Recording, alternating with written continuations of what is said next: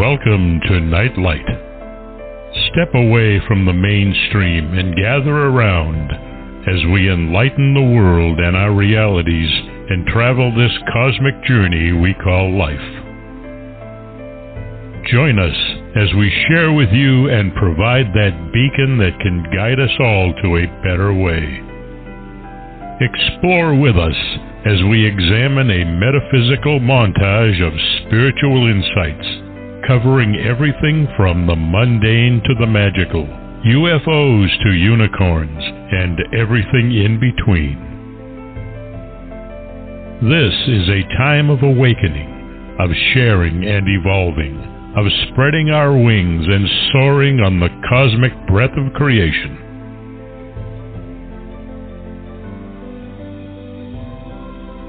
Come and join with other light-minded spirits as we weave our lights together to seek understanding, enlightenment, and, with a little luck, some wisdom. This is Nightlight, a reminder that you are never alone.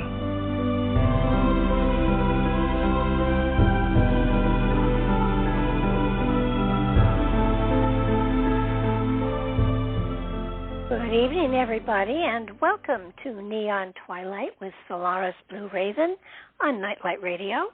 We're so glad you could join us tonight. It's going to be a fun discussion.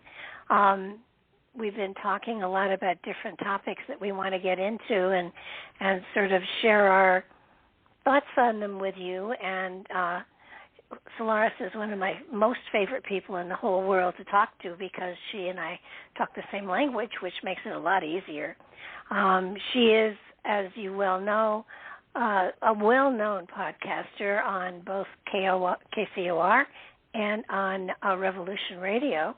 And she has two shows that she does there, and she is kind enough to share her time and her energy and her wisdom and her humor with us here on Nightlight Radio. So welcome to the show, Solaris. I'm so glad you're here because I would have nobody to talk to if you weren't. So. Oh, well, thank you, Barbara. It's always a pleasure to join you each month. I always look forward to this. Yeah, great.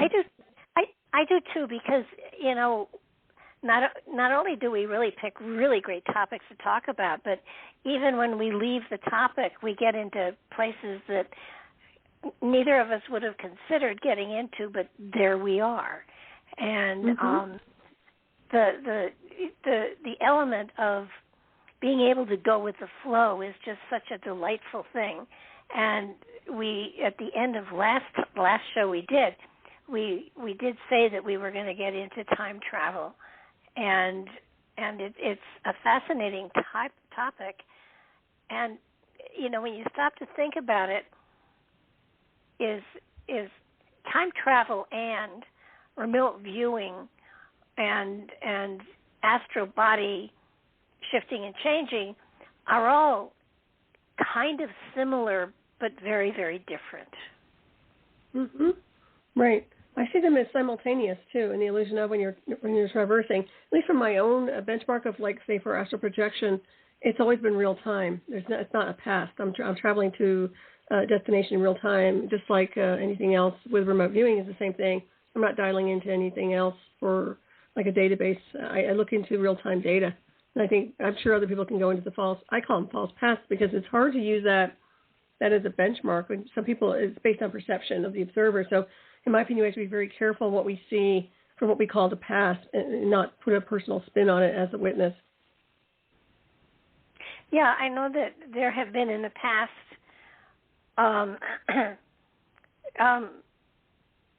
there have been functions. There have been groups of people that have studied going into the past. The time travel. As I can't remember. It was that Project Pegasus. Is that the one that was? I think that's one of them. I keep thinking of Al Bielek when it comes to time travel, and but diving into another configuration of timelines. Yeah. Isn't he the one that had a picture of, I don't know whether it was someone in the program that had a picture of themselves at Lincoln's Gettysburg Address. Oh, that was Andrew Basiago, I think his name is. I'm sure I butchered his name, but I believe that was him. Yeah. Yeah. So and you know it's fascinating that what process what did they use to do the time travel with? How did they travel? How did they do it? Was it through a portal? Was it through that chair they talked about? How did they chair. get? Yeah. I'm not sure about his particular adventure. I know that he was kind of recruited as a child, or at least that's the story that was given. When it comes down to some of the Montauk projects, like Stuart Swerdlow is a prime example of somebody who's been indoctrinated into something that's more exotic. And from what I understand, they used a chair, like a booster primer, which was interconnected to a specific, in my opinion, configuration or a timeline, which created some kind of I don't want to call it a wormhole, but something where it opened up a different portal type timeline like where they were able to traverse. Now, right. So, but the thing is, I wasn't there, so I can't really tell you exactly what he experienced. But I would say how much of that was psychotronic, how much of that was psy-war, psyop, psychological imprinting, or how much of it was actually real, tangible data. But I do know we have exotic technology to get us to destinations from point A to point B, and we can traverse the galactic neighborhood. And they look for beings like us who are very good at mediumship, psychics, remote viewers, natural gifts. And all you need is somebody who's naturally wired for a lot of different abilities and then get interconnected. And then you're able to do phenomenal things, if you ask me. I think it's limitless. Well, I do too. And knowing that psychotropic drugs were used in some cases, but they have been used since the beginning of time. So that's nothing new. But it's sort of like when I have time traveled, I've done it. I've gone into it through a meditation, and it was. I don't know that it was astral projection, but I do know I was seeing the past. I wasn't able to actually communicate with the people that were there. So on some level I was there, but I wasn't there. So I don't know if you would call that astral projection or what you would call it. I was definitely in the past. You know, it's like the sacred witness. Well, if you felt yourself like you were flying, or you felt like your body, your astral body was navigating, that would be astral projection.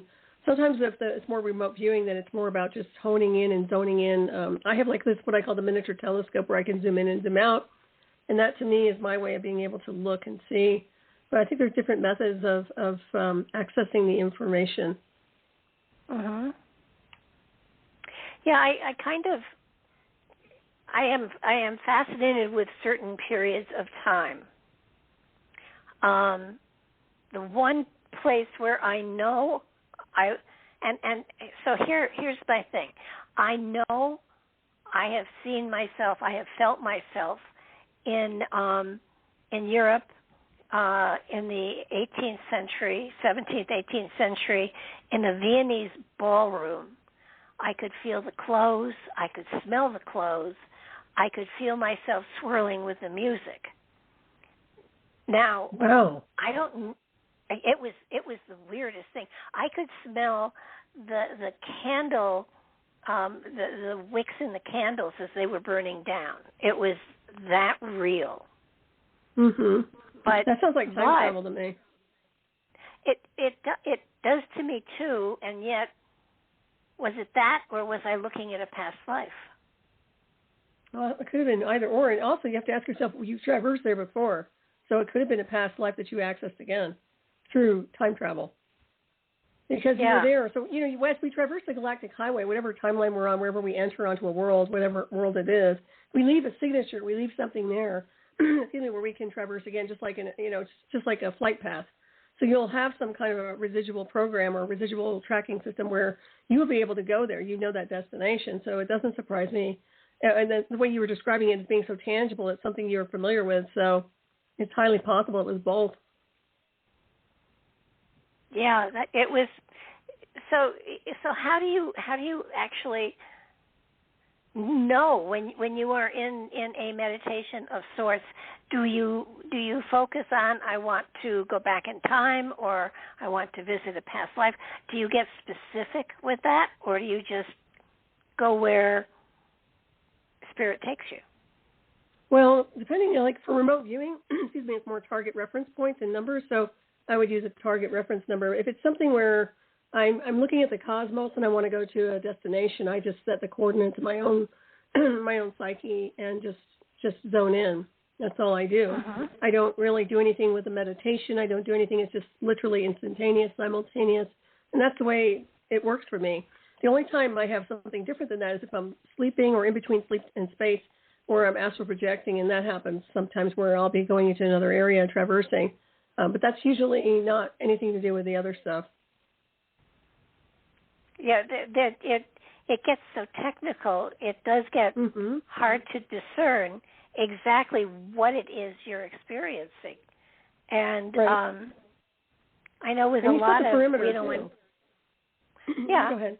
Well, a lot of times when people are looking at past lives, they basically, look at your feet, look at your clothes, see what you're wearing, and that gives you an idea as to where you've landed. But there are moments when I know I'm sitting someplace as an observer, but I know I'm not in my own time frame. Right. So, like a witness. You sound like a traveler. What I call the cosmic travelers. You just sound like a traveler. You just go to your destinations, and some of it could be past life, but other times you're just traversing. That's what it sounds like as a witness. Well, the cool thing is, so many people are out there, especially people with the, who are involved with the Monroe Institute. They have all of this wired stuff and everything, and basically, I close my eyes and go. Right. You don't really need that. Yeah. So it sort of is. How do I decipher exactly what it is I've seen? And sometimes, there are times I think I associate smells with stuff a lot of the time too. I can smell something. The smell takes me to that time frame, that place in time that smell originated from. And I mean good smells, not bad smells, but or a piece of music will take me, right out of my seat and put me into another time frame. I flip easily.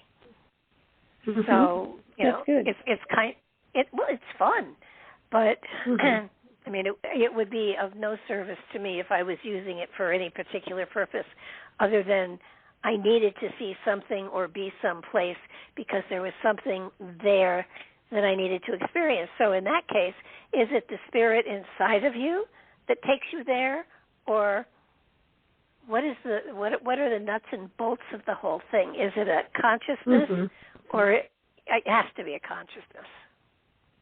I think there is an aspect. Excuse me. Boy, I'm losing my voice tonight. I think there's an aspect between where you've been, where you've traversed, like I said before, and what you're accessing again.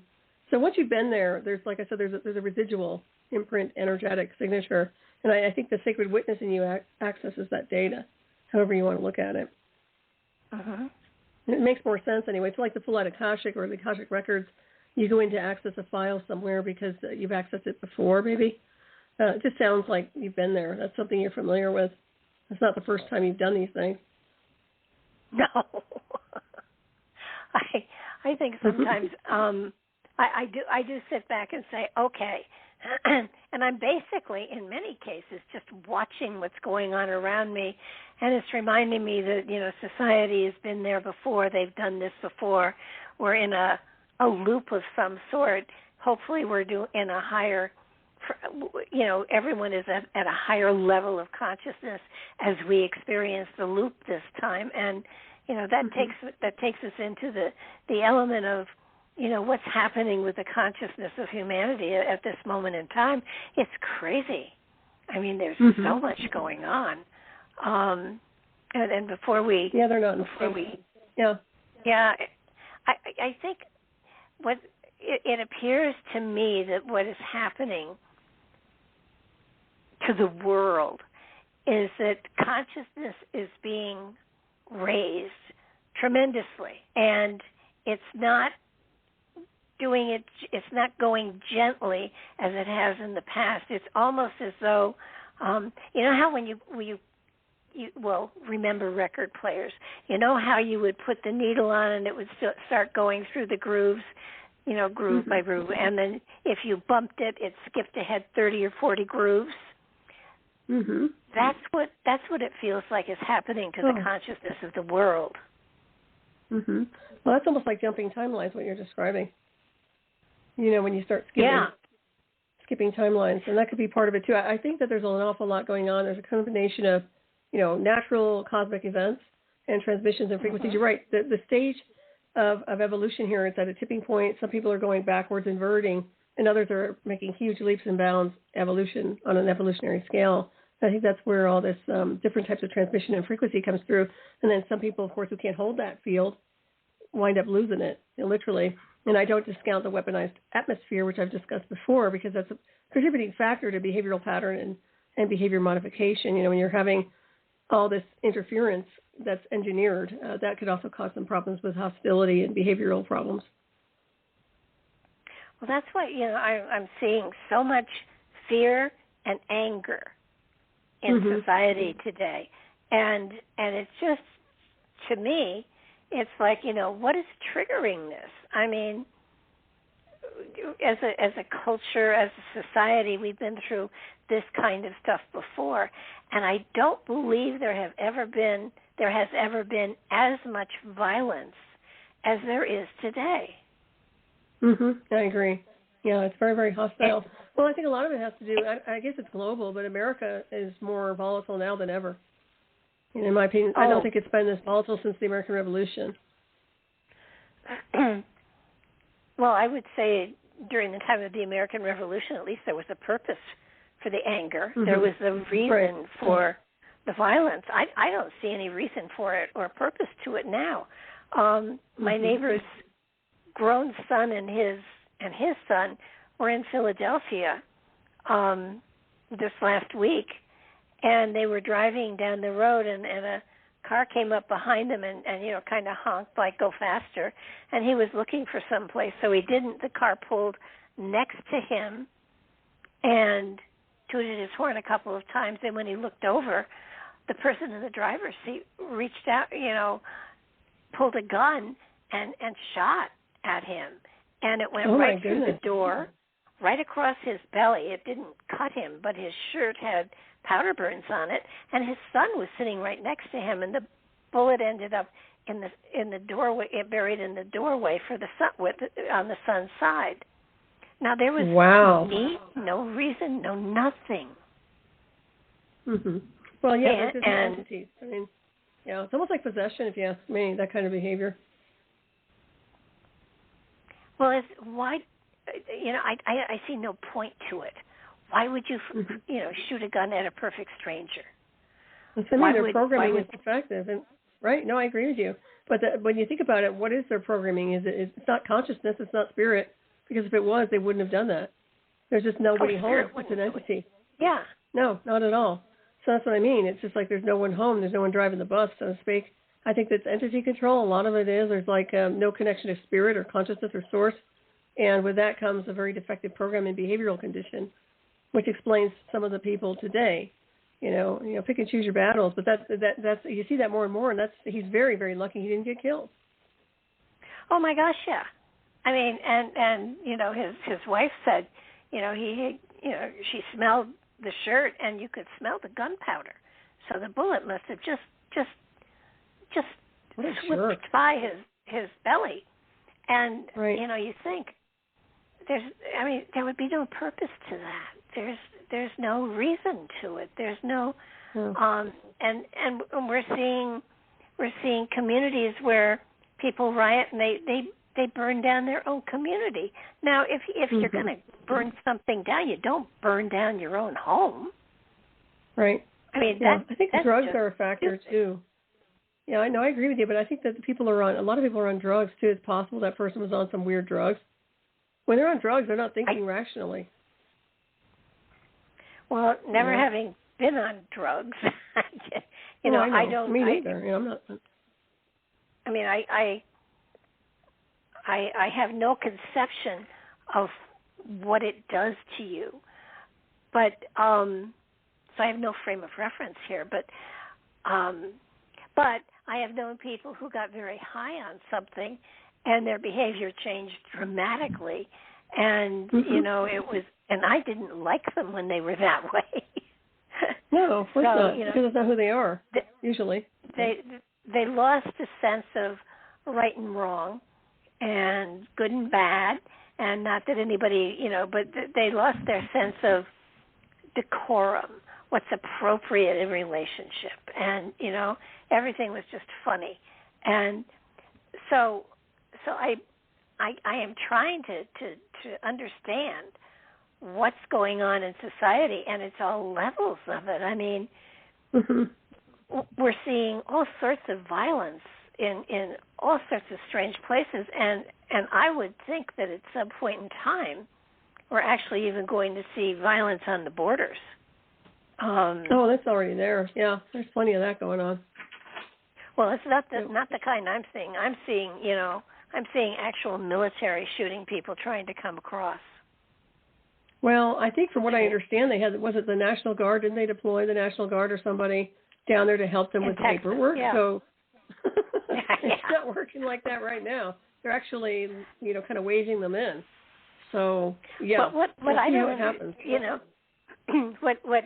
What I don't understand is this is an invasion.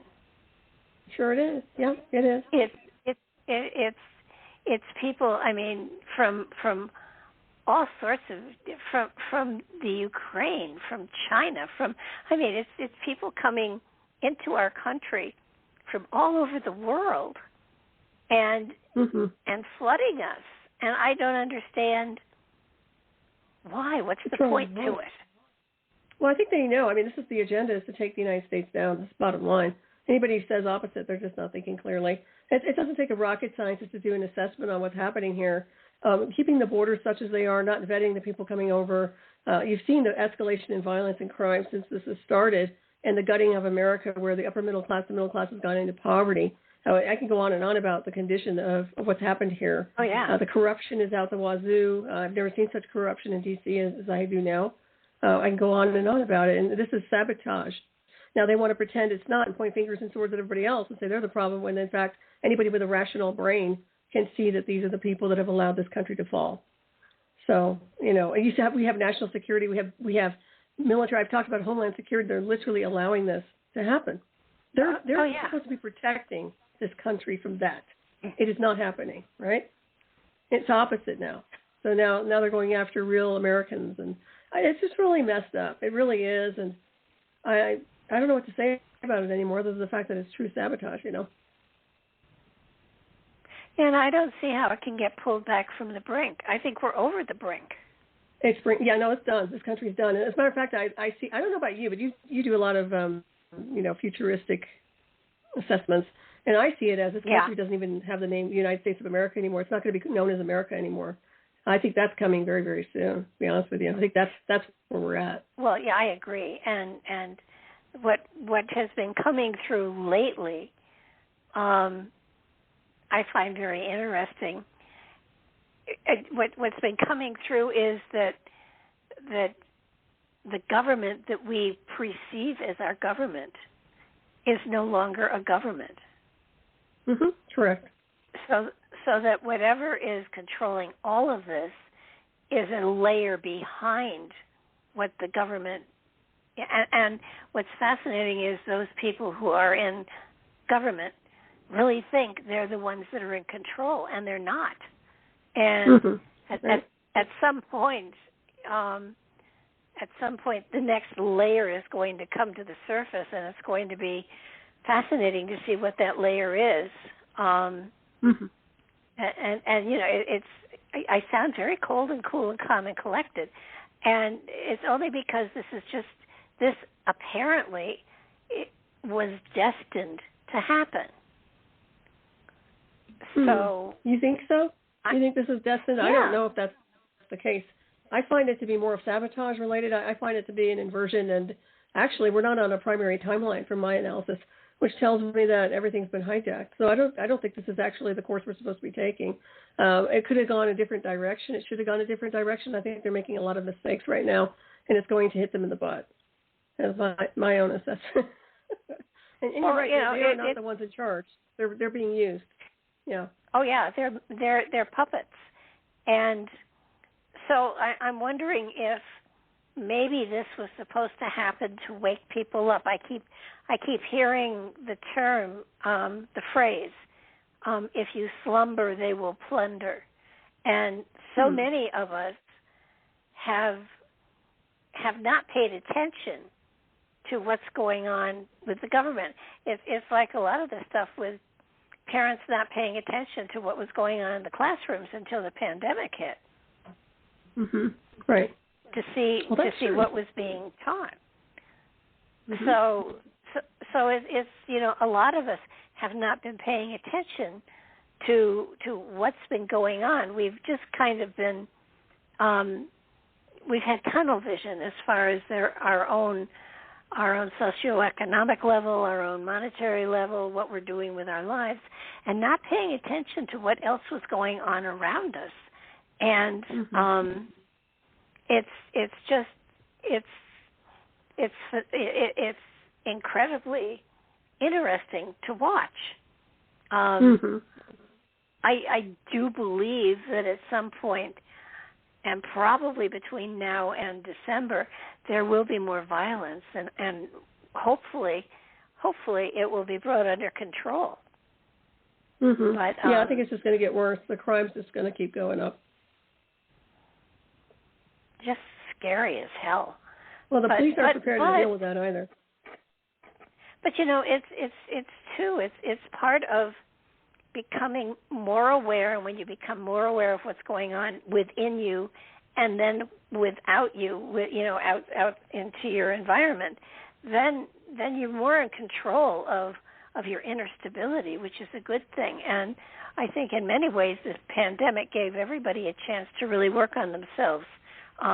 To a far greater degree than they've had before, because there were no more intrusions. They couldn't go any place, they couldn't do anything, so you might as well just work on yourself. And that's what a lot of people did. And I think that there is a greater awareness, a spiritual awareness going on today than ever before. Yeah, you could be right about that. Self-reflection is a big deal. Some people did, and other people just, stayed home and drank themselves into a slumber. A lot of people, I think they said alcohol sales went up and everything else. So, once again, it's how you use your time while you have it. And you lose it out of time. That's true. That's true. Yeah. Well, I know you. I remember I started doing ballet. What's that? Really? I was changing workouts, and I just started doing things. Well, I studied that when I was young, and I just said, well, I'm going to switch gears a little bit and start. So I started just doing some cool ballet exercises, and just switching gears a little bit here and there. And what are you going to do? I had a bug out bag initially when this started, because I figured it was going to hit the fan really bad, and my antenna was just off the rails. So. Well, I think that there are. There's always people are always, doomsday is going to come. That man in Times Square must be the fourth generation that's walked around with a sign that says the end is near. So, which one? Yeah, really. I don't think the end is near, but I do think massive change is near, and I'm fascinated with exactly what is going to happen. And it's kind of fascinating to watch, and in a way, I'm sitting in the bleachers eating popcorn because there's, nothing I can do rather than, write stuff for the website and do radio shows and stuff like that. So it's sort of like, let's see what's going to happen next. I do think that over the next 6 months, especially, there are going to be some massive things happening, and I just heard on the news the other day that we are now into hurricane season, and it's going to be. I'm watching for major storms because I am sure that there are going to be some doozies that come up here within the next year because there's something.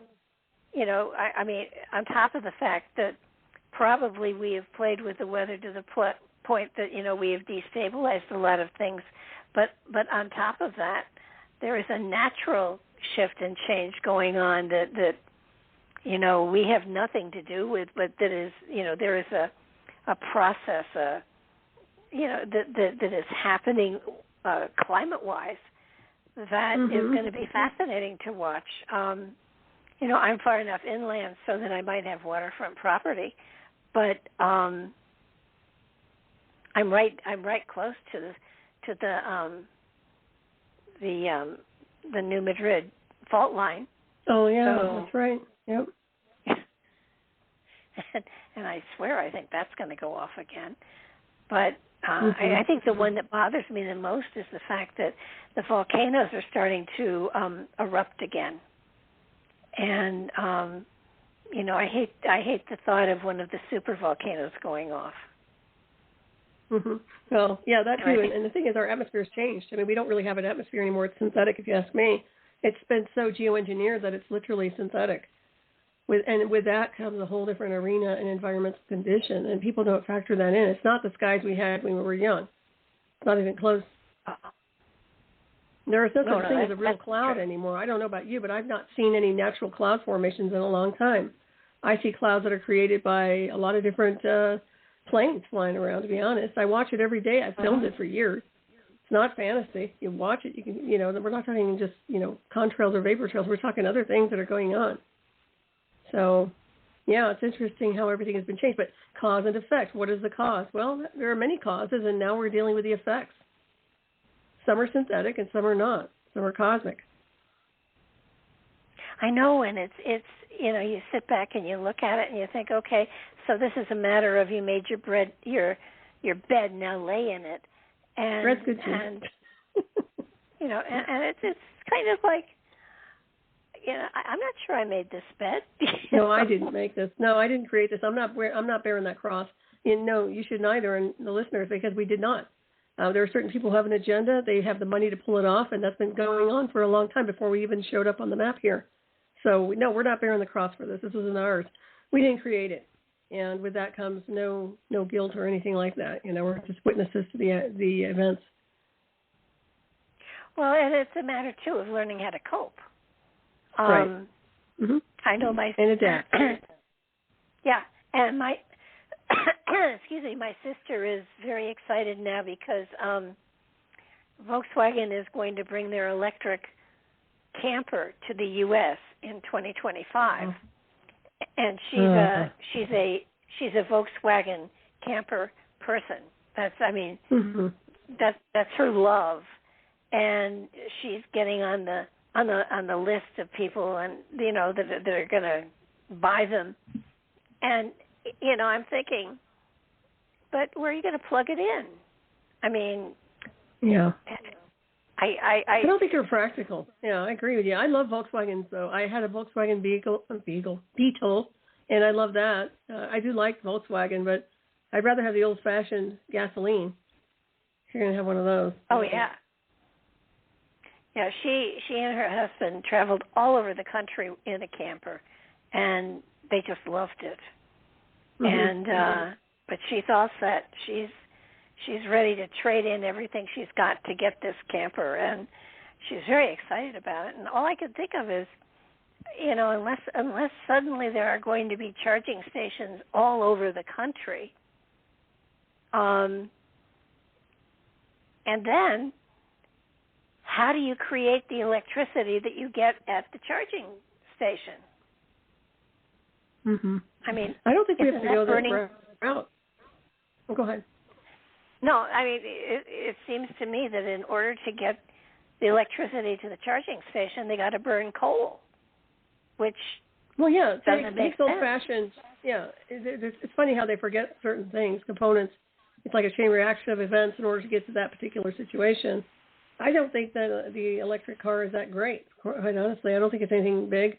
I think there are other ways to traverse the galactic neighborhood, and certainly we can do something else here. But I think Tesla had the right idea. The initial Nikola Tesla had the right idea.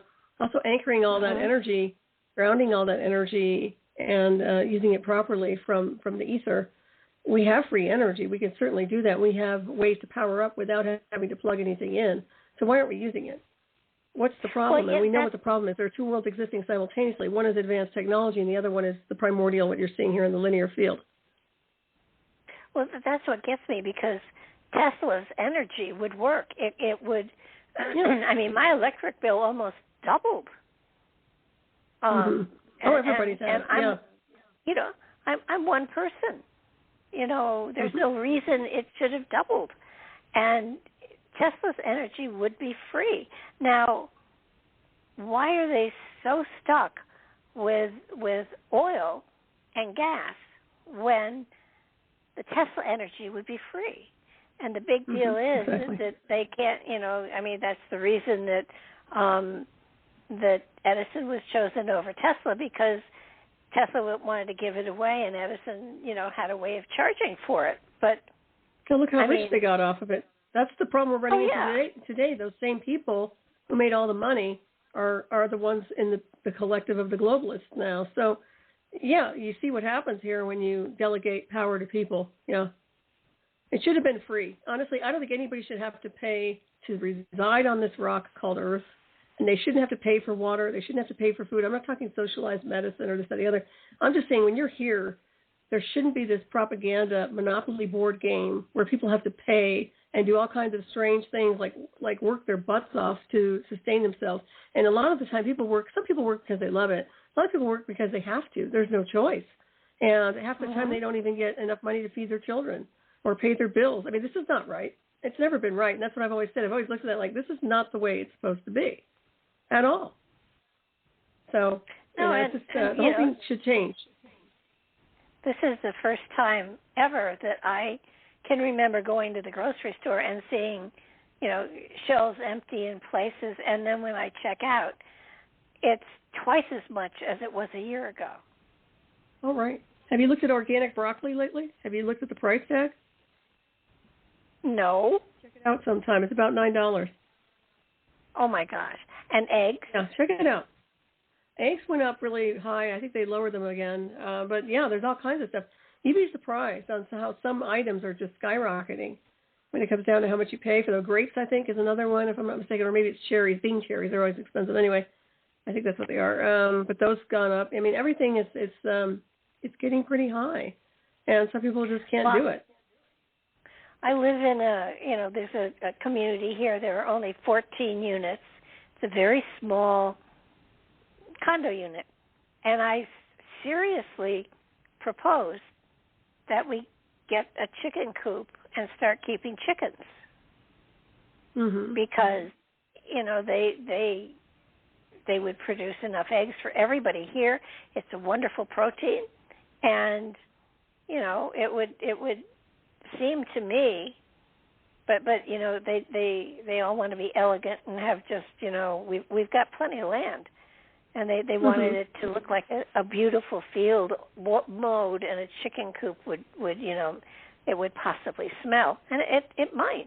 I don't know. Well, yeah, I don't know. Yeah, it probably would.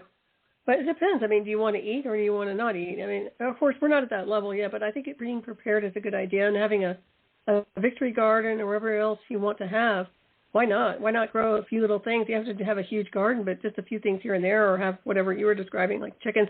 I know a lot of people have chickens. I have neighbors that have chickens and pigs, and they're cute little pot bellies. I don't think she's going to eat them, but they're really cute. You said pigs, and I thought of bacon. I'm sorry. Oh, that's all right. I don't eat bacon. I don't eat red meat. So, it's just not. My body doesn't like that stuff. Yeah, mine doesn't either. Mine doesn't like gluten either. So, or milk products. So, I'm I'm very limited. And every now and then it's like, well, I'm going to be home. Let me cheat a little bit. And so I do, because I'm home and I can, if I am in distress, I'm okay. But, Yeah, I think it's coming to a point where, you're looking at life a lot differently than my gosh, 20 years ago, 40 years ago. The way I looked at life is so different from the way I look at it now. Right. And I see this world fading away too. Oh, go ahead. No, I'm wondering if that's the story for every generation. I'm not sure. I don't know if they ever saw World War II coming, to be honest, that particular generation. So it's highly possible. Maybe they thought everything was going to be great, and they never foresaw the stuff that happened with the war. So it is possible. I mean, when you think things are going beautiful, all of a sudden something comes out of left field. But I find that this whole game board here on this world is just defective. There's things here that shouldn't be going on, like a carousel. It's a non-productive project and program, and to me, that is a waste of our life force. It's a waste of our consciousness. It's a waste of our abilities. And to me, I don't like wasting time in the illusion of time. I'm one of those that just doesn't want to waste my moments. So I find that why are we wasting our time here in this condition when some of us don't belong here and should be out of here? We can do that. And this is where time travel comes in, because we can move into a different space-time configuration. You don't need access from national security to go where you want to go. You don't need access to astral project. You don't need access to traverse the galactic highway. You're a descendant of the visitors. So we are star people. We can go home and we can traverse any way we want. They'll never tell you this. They'll never say a word about it. They'll never say that you're part of the celestial design and you're not from here. Your DNA sequencing is off planet, But eventually, they can't hide this anymore. And I find that our spirits are calling us home, and home is not here. Now, I'm not speaking for everybody, but I am speaking for a large group that I know, without a shadow of a doubt, don't want to be here anymore. We're not trying to say, we're going to check out. No, we want to go to our home world, and this isn't it. Oh yeah, it's not it. Home is definitely not here. That's right. There's and you wonder, let's step back in time, so to speak. If our DNA, this physical form that we inhabit at this moment in time as our avatar, if we were brought to this planet for a reason, what was that reason? I don't think we're supposed to be in this space-time configuration. I don't even think we're supposed to be here at all. I don't think we were brought here at all. I find that for some reason or another, we're in the wrong space-time configuration, and we need to get out of it. It's kind of like driving a ship someplace and getting into some kind of a wormhole or a distortion in the field and saying, wait a minute, where do we go? We went into a different slip, like a slipstream, and we don't belong here, and we need to go. And I only speak like that because I think a lot of us are time travelers before we showed up on this illusion of a world, and we come in with that remnant of energy and information. I don't think we were supposed to be here. I think a lot of us are supposed to be off planet. And even after all the stuff that I've been through, I can honestly tell you for years after the induction, and this actually past 4 or 5 years, I was like, I'm not supposed to be here. I'm not supposed to be here. I'm not supposed to be on this timeline. Why do you think I was writing the books on time travel and analysis of time travel? And I've been talking about other things in connection to traversing the galactic highway, because I know that this is not the primary timeline. We're not supposed to be on it. And it's important that we get onto the primary timeline, and that changes how to do that. How to do that is to go to a different space-time configuration altogether, and that is frequency and modulation of waves and calibration of your biotech, which is your body, and also your cellular, everything at the cellular core, atomic level, subatomic level has to change in frequency. And we do that naturally as beings and mediums, but it goes way further than that, way further. Like the little glimpses you get when you traverse and you astral project or you dream time, and it's way bigger than that because you're lucid, you're standing up, you're there, and the world is coming. You're going to it. You're literally traversing and moving towards it versus it coming to you. If that makes sense. It does. And when I was working on trying to figure out just how did we get here, is it possible that there is a portal inside a black hole? Oh, absolutely. Yeah, I think they're stargates. Personally, I know a lot of people would have disputes on that, and I don't even really believe in the concept. I mean, the linear mainstream science, you have to look at it kind of sideways, because in my opinion, I think we can traverse through, and I think those, what they call black holes or white holes, are access points and jump points to get through particular configurations if you use them correctly. And once again, when you're astral traveling, do you ever worry about calibration? Do you ever worry about, oh my gosh, I can't take this, I can't go through this, or I can't? No, you can go through walls. And my point is, that's right, you can. It's not a fantasy. It's not a hallucination. You are literally real-time traversing. Same thing with your remote viewing and anything else. This is what our ability, yet we can take the body with us, and this is the next step. And in my opinion, it's not through having these implants that are going to create all kinds of harmful, weaponized issues, but more about just calibrating the biotech normally and then being able to go through point A to point B through access, what I call access points or jump points or stargates, basically. And we are walking stargates, and you knew that probably. But that's our DNA. That's who we are. That's how we got here. I mean, you might say, well, I was born through my mother, this, that, and the other. You entered onto a timeline. You entered into a body, but your consciousness, your spirit, whatever you were composed of, wherever you came from off planet, and I guarantee it was off planet, didn't that's your true origin. That was never, you're an immortal being, It's just people don't get that. Yeah. It's very hard for them to digest this data, and I understand that. Especially with indoctrination. But I will tell you, the more I do, the more I research, the more, and it's not even research, it's gnosis at this point, the more I know that this is correct. And that's why I'm like, we can't just fall into limitation anymore. We have to keep going. We have to keep navigating. Well, that's, I think, the thing that I have found with writing that I've been doing is trying to remind people that they are a spirit inside of an avatar. Mm-hmm. The avatar is great, and it functions well in this physicality, in this environment. That's not who we are. And it's just one avatar. I know that's true. There's multifaceted layers to us, and it's really phenomenal when you start dialing in. Yeah, and that's what. Makes it's frustrating because people seem to think that this is all there is, and when I die, I'm gone, and that's it. And that's just not the case. No, they have. I agree. It bothers me when they think, it's a one and done, because it's not. And I hear people say, well, when I die, I'm going to go home, and that's where I'll be forever. And no. You're always going to be traveling. I mean, beings like us will be. We're going to be traversing the galactic highway. But I don't believe in death. I think, in my opinion, as I've been thinking, death is a virus. Death is a cancer itself. In my opinion, it's created by frequency and the body not being in harmony. But, of course, this world and the illusion of is not in harmony. So, therefore, illness is here. We changed the space-time configuration. We changed the frequencies. Nobody gets sick. Nobody gets a virus. Nobody gets ill. Everybody is healthy, and everybody is youthful. And you can live to be, I just talked about this the other night, 1,000 years old and perfectly without aging. I mean, literally, you can reverse your age. Going into a different space-time configuration will morph you so that you can literally change the way you look. And you probably realize that. But, I mean, it's amazing. And people say that's just not possible. Expect the unexpected. And that which is not impossible is actually, or what they think is impossible is possible, in my opinion. So I don't believe in limitation. I don't believe in glass ceilings at all. I think we can do whatever we want to do, but we have to understand and be focused on it.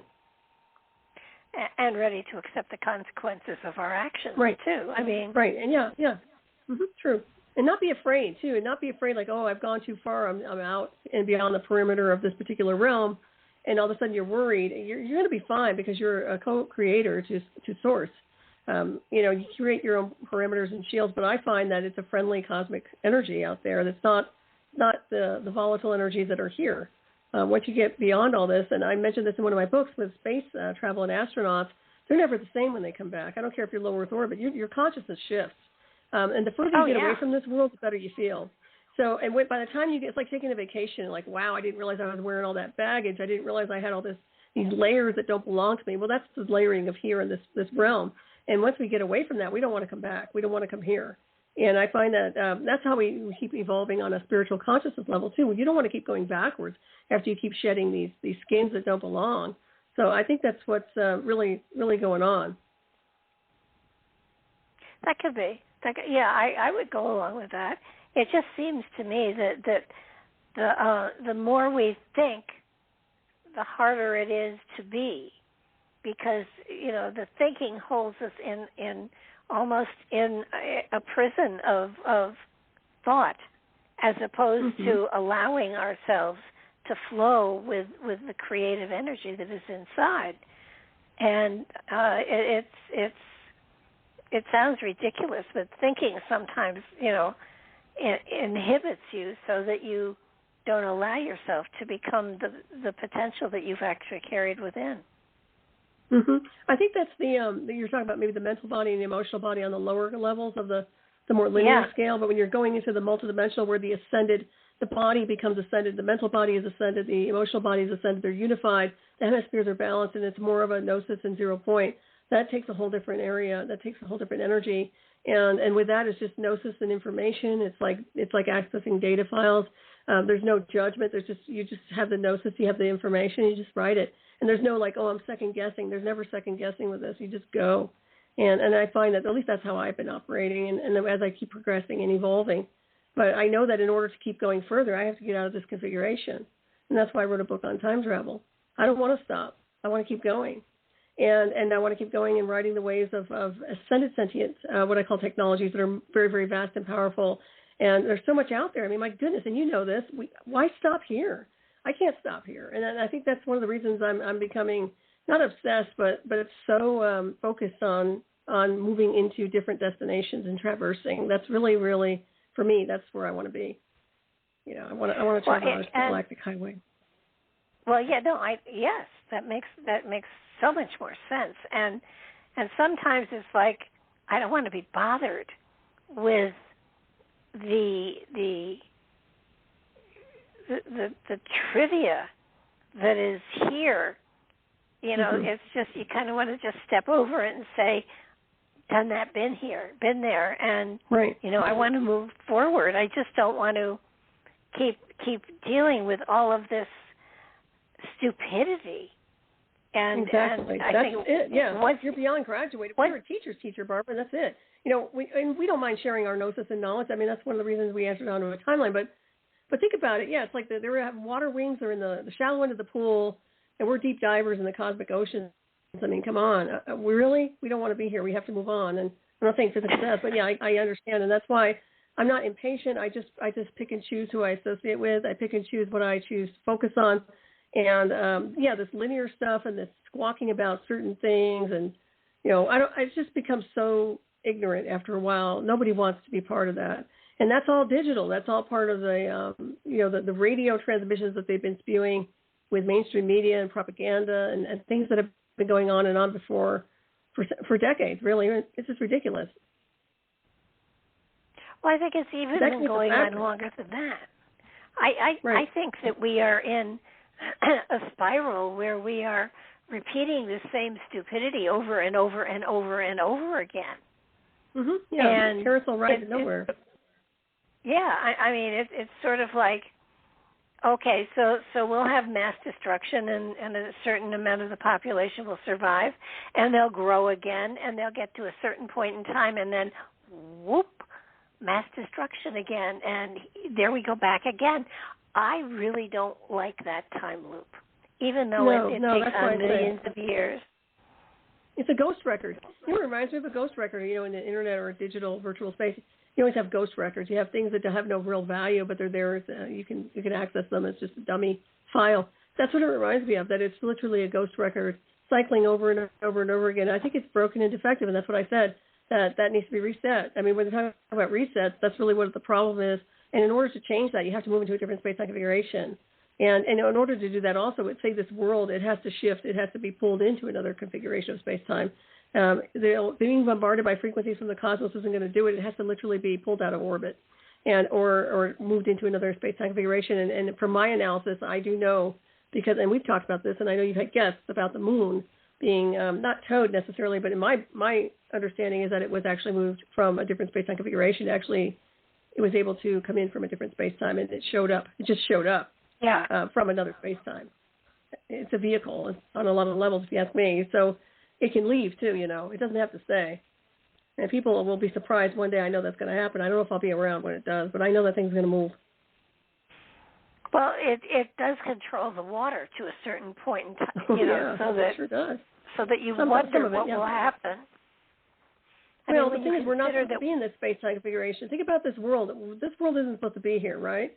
So we need to make a jump into another space-time configuration. When you have an intersection where you're moving into different space-time, and from my own trajectory where we're doing time travel, say we're moving, we're phase shifting or bilocating or we're teleporting, you can literally, it's like walking from one room to the next. You can go into another destination. You're going to be in a whole different sphere, a whole different realm, in another world, and you won't feel like you've gone that far. So that's my point, that we just have to change, tweak the field. We have to move into another configuration of space-time, and it can be done. I have a sense that there are people beyond Black Space Projects that probably understand exactly what I'm talking about and probably have been dabbling with it a little bit. Well, I think there's also an element of visitors that are here, but they're not in the same frequency, and therefore we coexist, and yet we don't touch, we don't interact. Well, they don't want you to, and that'd be national security. But we are descendants of the visitors, and that means that they have to stand down. Anybody in global military, anybody who's trying to control, manipulate our interface or our connection to any off-world species has to stand down, because that's our lineage, that's our cosmic heritage, and they have no rights whatsoever to interfere. That's actually a violation by universal law. I wish they'd get that through their dead brains, but they're not going to. They're going to be bullies and be passive harassment, and they're going to pick a fight with off-world species. They always do. They always do. So it doesn't change. Who was it that said the only thing that was going to unite the world was an invasion from outer space? Like they're the enemy. Well, that was Reagan, I believe. Okay. But he was working on the Star Wars project. Once again, satellite defense system. Yeah. Mm-hmm. Well, it's interesting because we are descendants of the visitors, so attacking us isn't really a good idea because, like I said before, it's against universal law and universal code. They talk about all these Nuremberg codes, and that's nothing compared to off-world intelligence, because as a cosmic being, even if they don't want to identify us as such, we are. And with that comes, you stand down. We have a right to be wherever we want to be. If we don't want to be here, we can leave without being interfered with. We should not be subjected to torture, harassment, or anything else, or type of experimentation with military. I mean, the bottom line is there's a lot that needs to change here. And I don't know when it's going to change, but I find that things have to. At this point, we're at the edge of the black. There's no choice. And to sit there and watch everything go on, and the circuses and the same old show going on with DC and that's boring. I'm sorry, but we're way beyond that. We can't play with them anymore. I don't even want to play in the same sandbox, and I'm not. So something's got to give here. It's going to be interesting to watch. I'd rather watch them off planet, to be honest. And I wouldn't even look, actually. I think by that time I'd be so happy being off planet, I wouldn't care. Let them do what they want to do. I'm out of here. I think a lot of beings who have been leaving are exactly like that. They don't look back. They don't look back. Just keep navigating, and those who want to make it will make it. Well, I would agree on that. I know that when we did the remote viewing, I was trying to remember where it was we were. I think it may have been in the Antarctic, in the pyramid down there. When we went into it, it was really it had stargates, it had portals, it had everything, and it was a matter of it was almost like a hub where you could go in different directions. There were all sorts of glyphs there, and of course, I never thought to write any of them down. I really, why is it that when we, it's, you have things like that you are confronted with or that you experience, and you look back later and say, why didn't I, copy some of these down? Why didn't I, as soon as we were out of the remote viewing thing, why didn't I just, put these patterns down so I had something to go back to and look at and try to figure out what it meant, where it took you. I know that everybody, when we were doing that remote viewing, the hub, the place where we went, it was a great big circular arena, and there were these doors, they looked like doors, or they were curved. They were, some of them circular, some of them just had a curved archway over them, but there were symbols and there were just humanoid people there. There was no little green men or anything like that there. So, in retrospect, I kind of wondered, is this for just one element of the species that's on the planet, or are there other species, or are most other extraterrestrials humanoid? Or it did kind of make me wonder, because it appeared that everything there was constructed for humanoid people. Mhm. Yeah, what they call humanoid, which isn't human. Like I said, we are this particular formula of what we look like. The body itself, the biosuit, is origin. Yeah. Its origin is cosmic. So once again, to sit here and say this origins are indigenous is not true.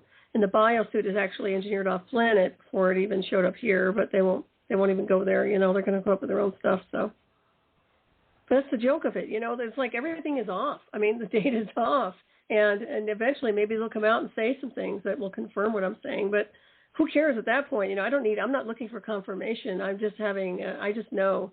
And I think you're right. I think that's why when I remote viewed, and I've seen some phenomenal things that were artifacts that are not from this world, artifacts that were beyond space-time. And I remembered one of them enough to put it in my book, my recent book, The Cosmic Travelers, if I'm not mistaken. It was in the other one, or actually the Alien Intelligence. I put it in there because it was so important, even though it's a very small chapter. I had to document what I saw because I'll never see it from here. It's not from this world. It's not from this earth. It never has been. And I thought that's so important to me, and they showed me that, and I had to remember it. So I did. But, yeah, it's interesting. So I would not discount the things that you have seen. I'm sure they'll surface again, maybe through art or painting or however you want to formulate it. Yeah, there's definitely something there. And, and some of the times when we went through corridors, it was so wild because the corridor just glowed as we walked through. There were no lights. There were no lights. It's just that the walls and the ceiling and the floor just glowed so we could see where we were going, which I thought was really cool. Right. And that sounds very accurate, yeah. They were cool experiences. The remote viewing that we did as a group was just such fun. Oh, yeah, that is cool. It's always fun. You should do that again. I love it. Yeah, I enjoy remote viewing. I don't do a whole lot of it, but I like it when I do. I mean, if I feel like dialing into something, I will. And I did, on my Patreon, I used to do some exercises, and I probably mentioned this to you. I give them a target reference number, and these are people that have no experience in anything, just like the people that showed up with our group, and yet they were hitting the target like, oh my gosh, these people are good. They were getting the targets. I mean, getting the target. And they were getting envelopes. They weren't getting anything, just a reference number. That's it. And I did my best not to influence the frequency or anything like that, so they wouldn't, I didn't want to boost the information, but they did really, really well. Yeah, people are very gifted. They really are. Well, and that's, and the thing is, everybody is really gifted if they just give themselves the chance, the opportunity. Right. Right. Opportunity we all have is the capacity. That is huge. But that's the thing is, Barbara, how many people have opportunities in life? I don't want to sound like, pity party, this, that, and the other. I'm just saying not many people have the opportunity. Some people have to, I don't think they have to, but in other words, you have to decide what you want on this world. What is your passion? What makes you happy? And what are your gifts? But just giving them the idea that they're capable of something like that should put them in a whole different orbit in consciousness and where they're heading in their evolutionary process, right?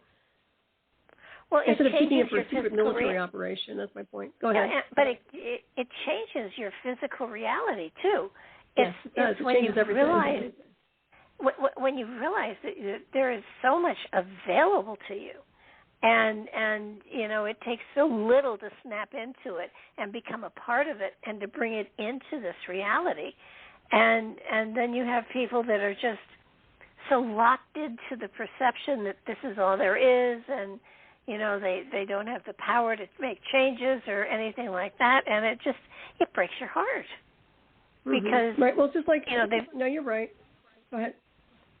Well, they've quit before they've begun. Correct. And well, that scene with Yoda where go ahead. No, go ahead. Go ahead with Yoda. No, I was just going to say, it just reminds me of Empire Strikes Back because I did like that movie. But when he couldn't lift the ship, and he goes, I said something like, I don't believe it, and he goes, that's why you failed.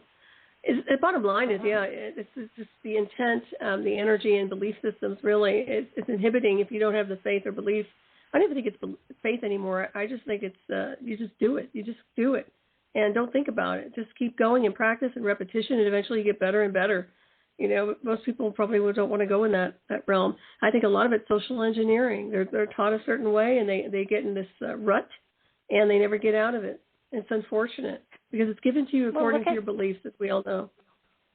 Look at the people who manifest excessive strength when they're called upon. They lift cars. They do all sorts of stuff, and then afterwards, they just go back to normal. They don't realize that this is something they can do. It's they triggered it. They reached into it and they used it, and they can do it again. I mean, hopefully there's not the need to scare them into it, but if they did it once, that means that they're capable of it. They can do it again. They can work on themselves to get that into that place within themselves. It's like the Coral Castle guy.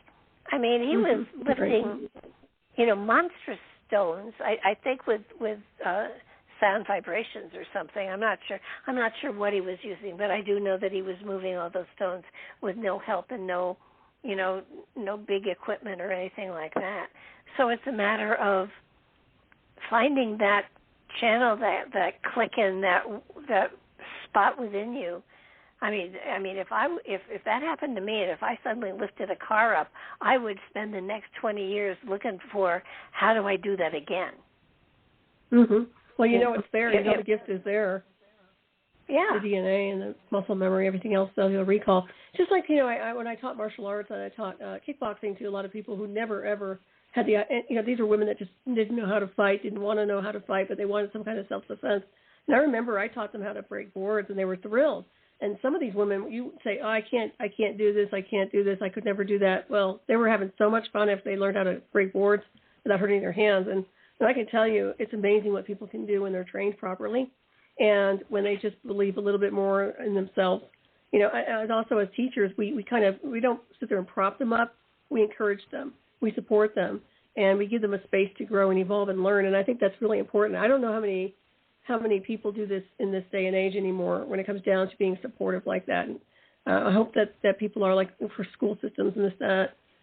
You obviously were a supportive teacher, but I can't tell you, I don't know what they're doing nowadays, how supportive they are to their students. Well, I'll tell you something. If I had a child of school age now, I would be homeschooling them. Yeah, I believe it. I would too. I mean, there's no way I would send a child of my body into a public school system today at all. Just wouldn't do it. And I would make sure they, among other things, may not have physical ed, but would certainly have self-defense training of some sort. Oh yeah, absolutely. I got a granddaughter who's going into her senior year in high school, and I begged her parents to get her some self-defense, to not just assume that because she's a sweet person that she's never going to have to defend herself. Growing up, that was never an issue. I grew up in a time frame where, I mean, come on, it was the worst thing anybody could do when I was in high school was smoke a cigarette. Yeah, that's nice. Better times. Yeah. Compared to what's going on today, holy mackerel. Right. No, it's just everything is so strange these days that it's dangerous. It's a very dangerous place. It is, and you you take a look at society and you think, what happened? You know, where did we go wrong? And I think you're right. I think we've been shoved off track, and I would love someone to shove us back on track, because we absolutely, you know, we need help. But it's help that we have available to us. It's a matter of reaching for it and having, you know, having help finding it somehow. Right. Well, I think creating the fabric is part of that. You know, when we do that spiritual evolution, you know, people poo-hoo spirit, but when you start evolving and ascending, you're changing your whole fabric, you're changing configurations in space-time, and you're changing your own space-time to accommodate you on various levels, which means everything gets reconfigured for you from different space-time. So you're walking here, but you're also avatar aspects are off-planet doing things in different configurations. And I find that does have an effect here to some degree. But what we want to do is have more power over that in a sense of being able to traverse and go back and forth. And I find that the more people that learn how to do that, well, there won't be anybody here to bother anymore, because we'll be in another configuration and move on. We're just going to go and go to a place of our choosing where it's appropriate. Well, I think that's true. And, you know, it's funny. People have said to me a lot of times, you know, what are you doing? What are you making changes? And many times I've said, I'm just waiting. I'm waiting for the switch to be tripped. And it's funny because somebody said to me, you know, you've always talked about doing this and doing that. What are you waiting for? And it was kind of like, I'm waiting for the signal that it's time. I'm not about to go trying to jump ahead when I know it's not time yet. And that's why that's what happened with the deck of cards in the book. People kept saying, what are you going to do? When are you going to do it? And I said, you know, it's when the time is right, I'll know. And and then suddenly there was somebody there saying, I'll do it for free. Well, right. You know, how do you argue that? Right. That's perfect. Yep. Timing was right, the illusion of time. Yep. I hope so. I think so. Well, it's done. We'll wait and see. But you know, it's kind of like, okay, so now there's another project, and I will quietly work on the other project until it's time to birth it. But you know, it's kind of like, I think everybody is in that same kind of position, that it's hurry up and wait, but while you're waiting, do something creative, because that will. I'm not one to do that. I work ahead of timelines. I always have, and I always will. And I have no patience whatsoever. I have zero patience. As a matter of fact, when I was interconnected with the technology, all I heard from my handler was baby steps, baby steps. I'm like, I don't do baby steps. I do leaps and bounds. So, you know, let's get this show rocking here. Let's move. And I'm like that, you know. And I find that had they listened to me, I find that we probably would have made much more progress, and I would have been it would have gone in a better direction. Looking back on that. That's just me, though. You know, like you're right. Some people like to wait. I'm not one who does that. I am a mover. I like to move and create and pass cut, and I do that a lot. And I think I've done that quite a bit with my work. And the book I'm working on is star maps, by the way. I think I told you that. So that's going to be very complex, but it'll be fun. Oh. Yeah. Well, but I've experienced in my life times when I've seen a pattern, and I have said, I exactly know what's supposed to come next, and I have tried to make something happen before it's time and fallen flat on my face. And so, at least for me, and it may be different for everybody, but at least for me, I know that when I feel that you know, the moment is there and something happens that and I get the call. It's sort of like, if I get a call for something, I know I do it immediately. But if I am waiting for a call and getting impatient and have tried to make the call myself, it's usually a wrong number. Interesting. It's just the way it works for me. I mean, years and years ago, when first I did the deck of cards, I was in Anaheim at an ABA, American Book Association conference, and I was doing readings with the cards, and somebody asked me, did I ever work in metaphysical bookstores? And, of course, I said yes. I didn't, but I figured if I was asked, I probably could. And so I, signed up, and I went to that store, and it was very successful, and they invited me back, and I thought, okay, this is a message from the universe. This is what I'm supposed to be doing. So I made up, I think, 30 presentation books, and I spent a lot of money on making these books up. I contacted metaphysical bookstores all across the U.S. I talked to the owners. Yes, they'd be interested in seeing the presentation book and booking me, and I sent them all out, along with self-addressed stamped envelope for them to return it to me if they chose not to. I not only did not get any calls from any of those stores, I never got any of the books back.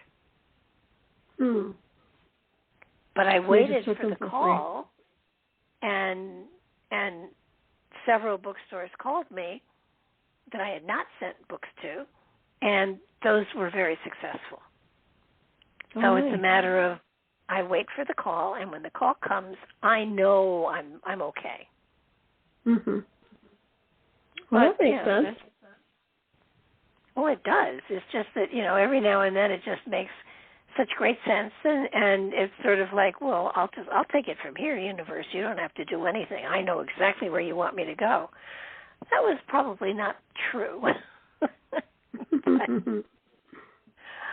But here I am, 30, 40 years later, I wait for the call. And it always comes. Calls, but I'm glad you do. I just dial in. Well, your pathway is probably different from mine. So, you're probably one of those that hack the pathway. I just find the pathway and I do. try to untie it. So I'm not saying it's perfect. I'm not saying it's right what I'm doing. I'm just saying that's just the way I do things.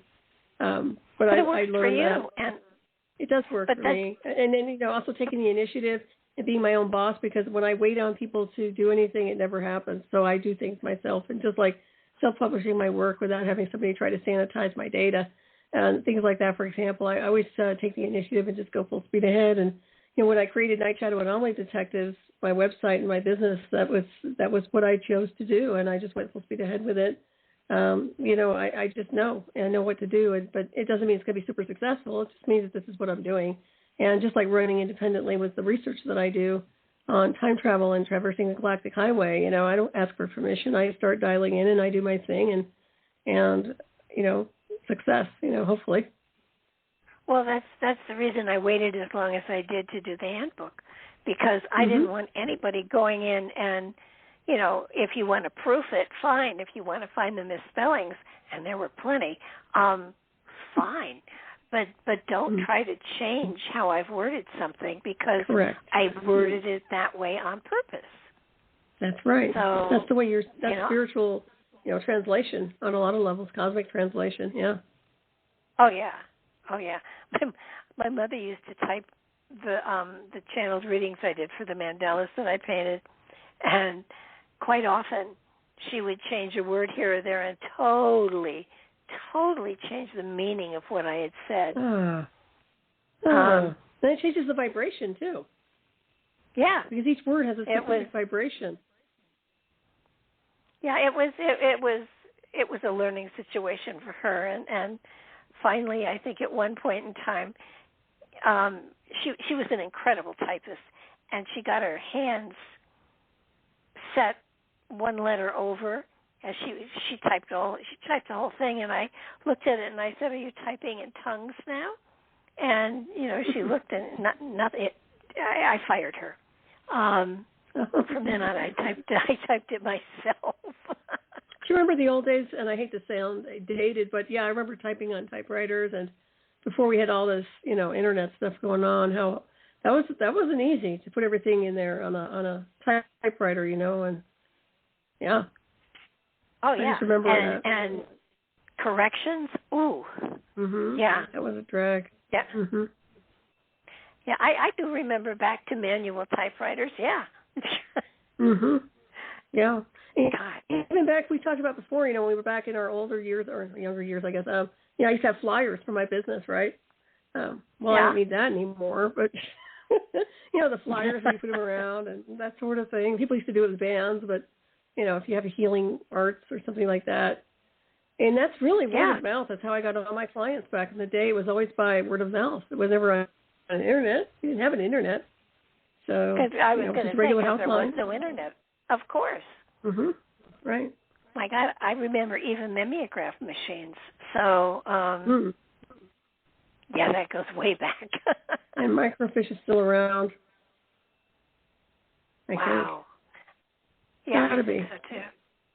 Yeah. But it's how times have so changed, and with the internet now, we have such an amazing platform to put information out on, and unfortunately, there's also a lot of garbage out there. So it's sort of like, there is.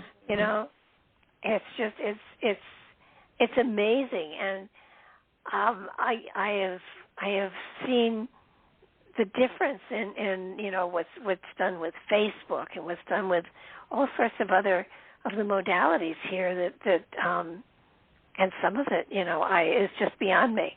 I think that there may be a level of technical ability that is within the body at birth, and once you hit that level, you don't go any further. I mean, I do a lot of techie stuff, but every now and then there's an area that I look at and it's like, I'm not even going to touch that. I'm not going there. I'll pay someone to do it for me. I'm not doing it. But it is amazing, and I mean, you're here as a teacher. You're here to provide information. You're here to pry people's brains open and let them know that there's so much more out there. And you do such an amazing job with your KCOR and your Freedom Slips show that it's phenomenal. And you do too, though. Kudos to you with Nightlight and all the guests. You have fantastic guests. I love it. I do. Yeah, you've done fabulous. So it's not easy. It's a lot of hard work and dedication, but I think in the long run it pays off on a different level. We don't get paid for it. It's just something I enjoy interviewing people, and I always wanted to give people a voice because I felt like mine was taken away in 2004, and that's one of the reasons I got into radio was to get my voice, to have a voice heard, and to tell the truth and have it there and create my own platform and do it myself. If they weren't going to listen, if they were going to try to sanitize it, I was going to be out there communicating. And that's what I did, and then I gave others a voice to do the same thing. And it's like, it's amazing how it's a chain reaction. Then you get all these scholars and people who are scholars without a title of a scholar that are super intelligent, gifted beings that you get to interview. Oh, yeah. And I find that to be such a wonderful thing. It's just really, really fantastic to be able to listen to these minds, like the great minds of old. Oh, absolutely. And, to me, it's such a pleasure. It forces. I read a book a week, and prior to doing the interviews, I probably didn't read a book a month, or even that much. But with what and it's not being forced to read. I love reading, and it's I've learned a lot, and it certainly has opened me up to a lot of a greater potential that's out there. And you take a little bit from here and a little bit from there, and suddenly there's a whole new philosophy percolating inside of you, which is so exciting. So it's just I can't express enough how much I appreciate the experience that I've gotten from doing Nightlight Radio. It's just, it's been such an exciting journey, and it's sort of like it's my PhD, and I don't know, there's not a level above PhD, but if there was, that's what I'm working on now. So, it and you do become friends with these people too. It's not just a one and done, because you talk to them beforehand and you talk to them afterwards, and then you get them to come back, or if they have a new book out or whatever. And so you make friends of people that you never would have come in contact with. I taught school for 25 years. I didn't meet any of these people until I started doing a radio show, and biblical scholars and rabbis and all sorts of Egyptologists and archaeologists and astrophysicists, and never in my wildest dreams would I have had an opportunity to sit and talk with them for 2 hours. And true, isn't it? Oh gosh, and you sound so intelligent when you do it, but it's only because you've read the material. Well, I think you're intelligent anyway. I mean, you have a certain level of comprehension. Some people don't. Some people aren't very good interviewers, but you do. You have a natural ability to interview. I think there's a gift in that. And it's such a beautiful thing to be able to get out there and meet all these wonderful people. I must say I really enjoyed it over the years, but I never saw that coming, and I'm really good at seeing the so-called future of my life. Well, this is so funny because as good as I am, I didn't see the induction in 2004. I never saw that coming. I never saw myself doing any type of radio or anything like that, or documentaries or half the stuff that I'd done. So that was a whole different formula. I never saw myself doing surveillance and security, but I know where that came from. So I got into a whole different realm. But, it's interesting because I was publishing, Transmutation Through Ascension was my first book. And so, I was a writer in publishing and healing and doing all that. But it is interesting how things change. I mean, all these lines start to intersect along the path. And then we jump those lines and we go into this. And then we meet, which is really cool because I think you're wonderful. And it's such a blessing to be able to communicate and connect with you. So that was fabulous. I think it was Mark Eddy that put us together. I can't remember now. Shout out to Mark. I know he's listening. But do you remember how we got connected? I think it was Mark. I'm not mistaken. But that was so wonderful. I think when I started it was 2007, and I started in on Walks with Thunder's program. As a guest host. Cool. And I think getting to know you went back that far. Well, that's a long time because I was inducted in 2004, so you're talking, I've known you quite a long time then, in my new life, so to speak. I mean, I can remember, I can remember, I knew you before Freedom Slips. And it was before Mark Eddy. I give Mark credit for a tremendous amount, but I think I knew you before Mark. And I know I every now and then asked you if you might be interested in, doing a show on Nightlight, and, you were always too busy, and that was fine. I wasn't probably ready either. No. But... No, yeah. I remember when I first started over here at Nightlight, and that's what's so funny. I was doing more like monologues, and honestly, it was boring probably for the listeners. It was so great for you to jump on. And now we have a blast of communicating and just discussing so many different topics. So thanks for being my co-host, because it certainly is fun. Well, I just, I always make that offer. I'm there.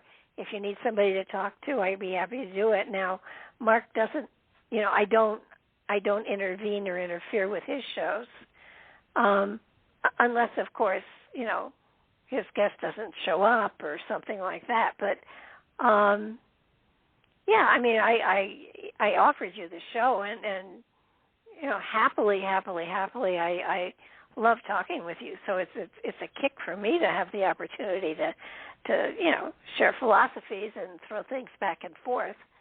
But I think we've known each other at least 10 years.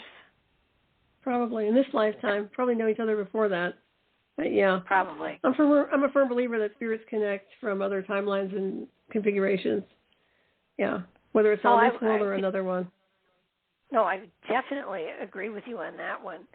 I know, every now and then there's somebody that it just clicks with, and Mark, I don't know where Mark came from, but I know where he came from. He came from Freedom Slips. But yeah, he did. Remember Mark from over there? Yeah, no, he. It was funny because absolutely.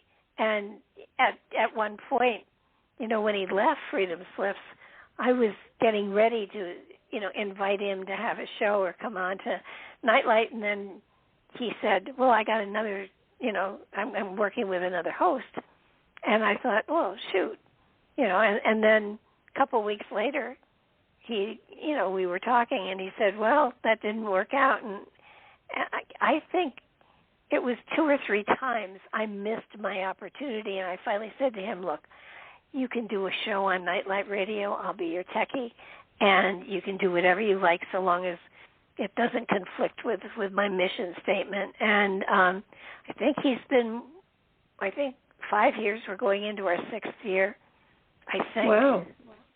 Nice. I lose Congratulations. track. He doesn't. He has a great memory. Mm-hmm. But he's very intelligent. But and I told him, I said, I will shamelessly, borrow all of your contacts. And he said that he knows everyone. Oh, I know. He's helped me out too. I love it. Yeah, thank you, Mark. Another shout out because he used to give me wonderful guests, and he still does. Max Hawthorne's another one that I love that I've had on Hyperspace, and he's always set me up with some wonderful people. Oh, he just said that's not true. I just told him he was working with me now. Well, no, I think I offered him a show, but, since he doesn't have a microphone, he can't correct me.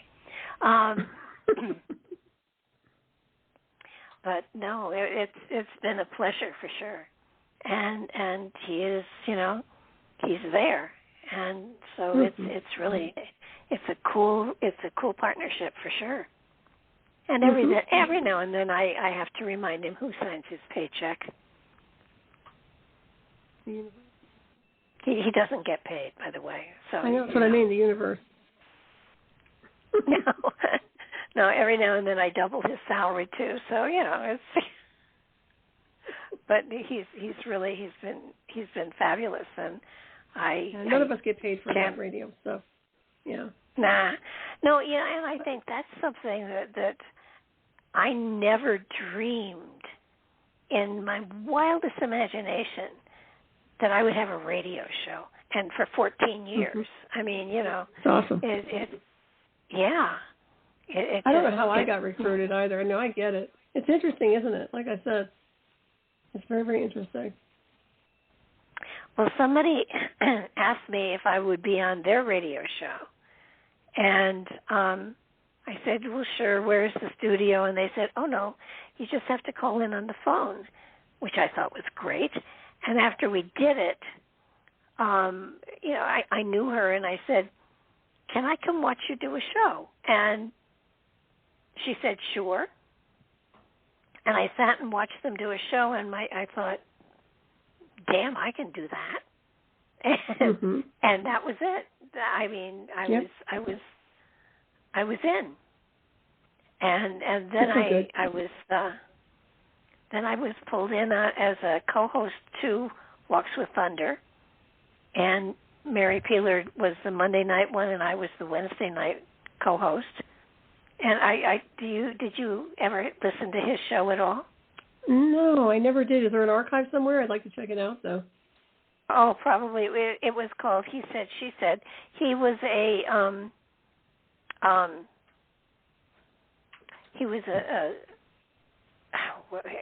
self-proclaimed shaman.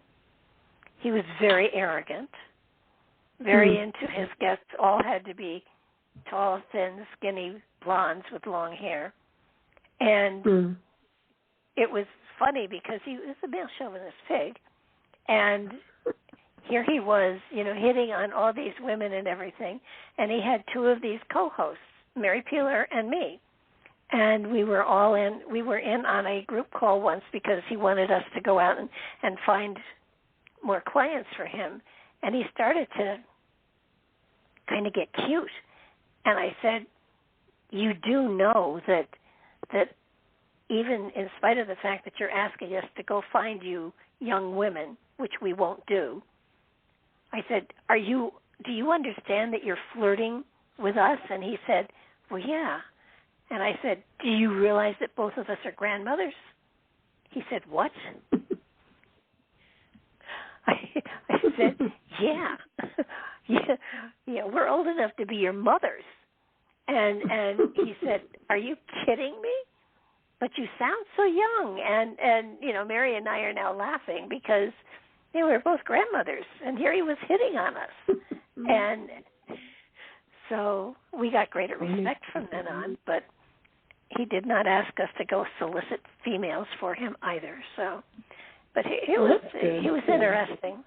He was an interesting character, but and then Nightlight took off, and so here we are a gazillion years later. Still going strong. And yeah, actually, and it's the pandemic was great for us as far as finding guests. Now it isn't as easy, but they're still out there, and it's really such a cool. I mean, it's not work. It's a true joy to be able to sit and talk to all these amazing people, and learn from them.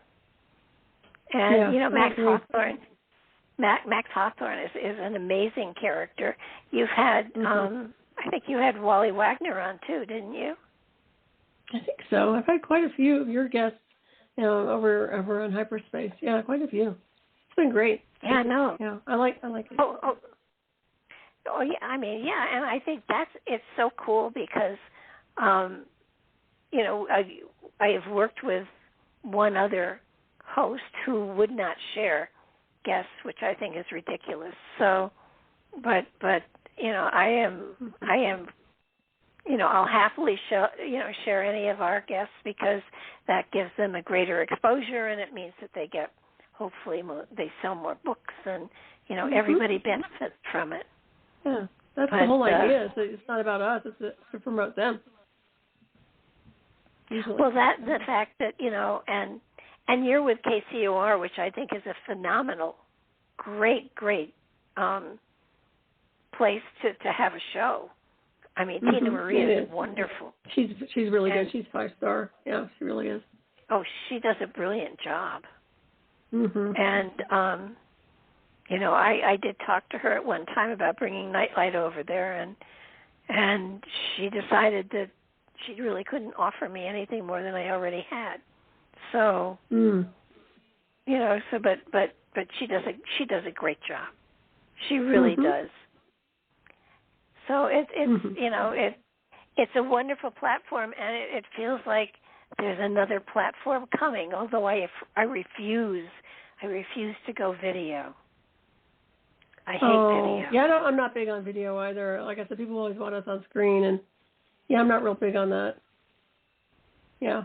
Well, you know what? I can see that. I can see something down the corner or around the corner that might be something else. Yeah, I can see that. Well, yeah, because I think there is a shift and a change coming, and I'm not sure exactly what it is. But I mean, I really love radio because people will have to pay attention.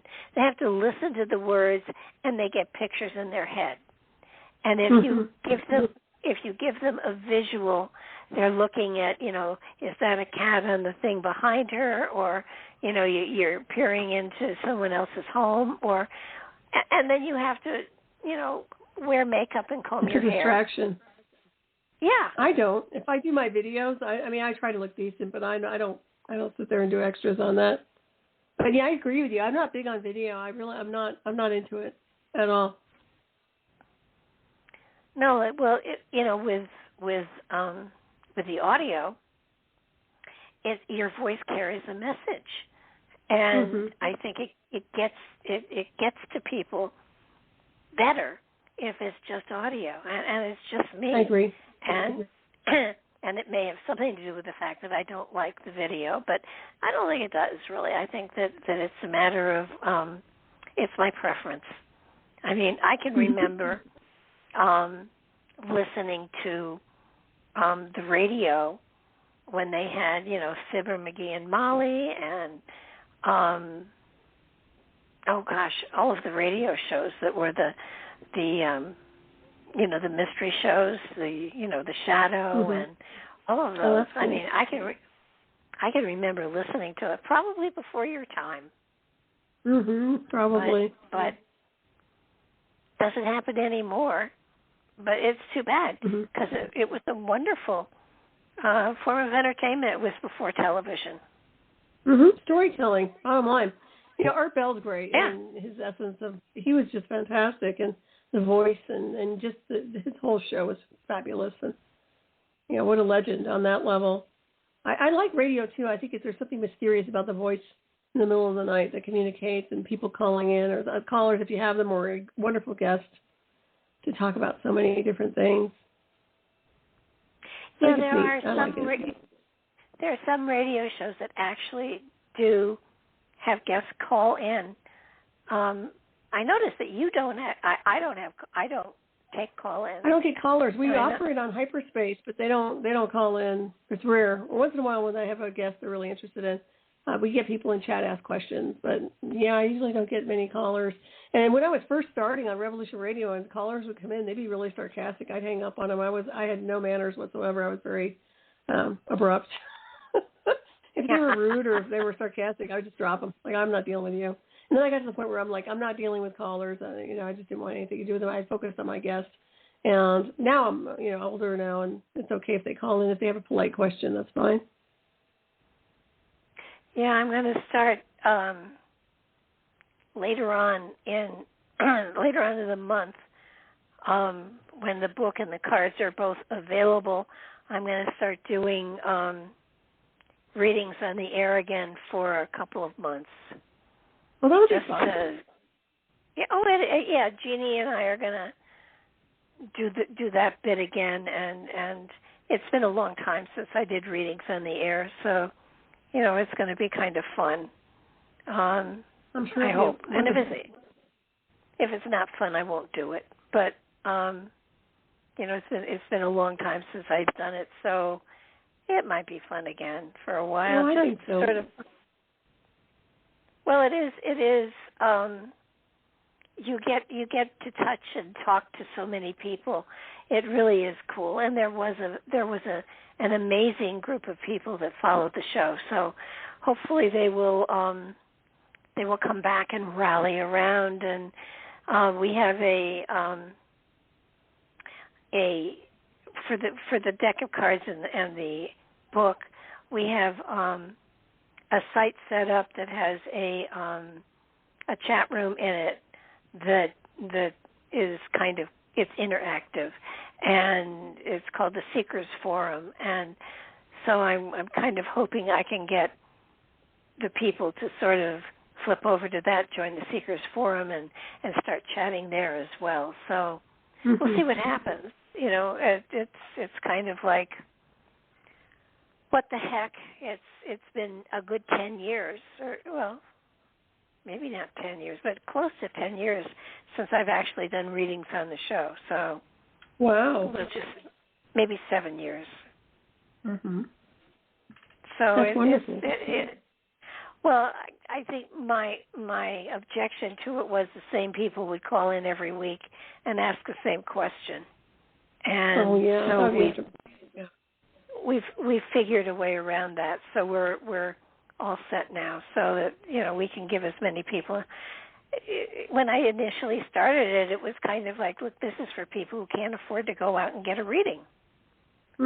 So let me give them a free reading here, and maybe it'll help them focus and go in new directions. Who knows? Mm-hmm. Oh, yeah, absolutely. But we'll see what happens. It should be fun to do, and it's summertime, so what the heck? Well, it doesn't feel like summer here, but yeah, definitely looking forward to summer, some kind of a summer. Well, you're in Colorado? Mm-hmm. Yeah. Rocky Mountains. Wow. So and it's 44 degrees right now. It's 80 where I am. Oh, I know. I'm in that. It's 80 degrees here. I mean, and it hit 90 today too. So wow, that's super hot. Yes, it was. You know, it's kind of like my heating and air conditioning. I have my heat running, and then I turn it over into air conditioning. It runs 24/7. Well, I bet. So does it get cold at night? No. Well, let's see. It's almost 11 o'clock here, and it's still 80 degrees. Oh my gosh, I don't know if I could handle that. Unless I'm by the beach, like on Maui, I can deal with that. But I'm not real big on heat. I think I mentioned that. I'm kind of like Frosty the Snowman. I just melt. It's just like, what a greenhouse. Turn air conditioning around here.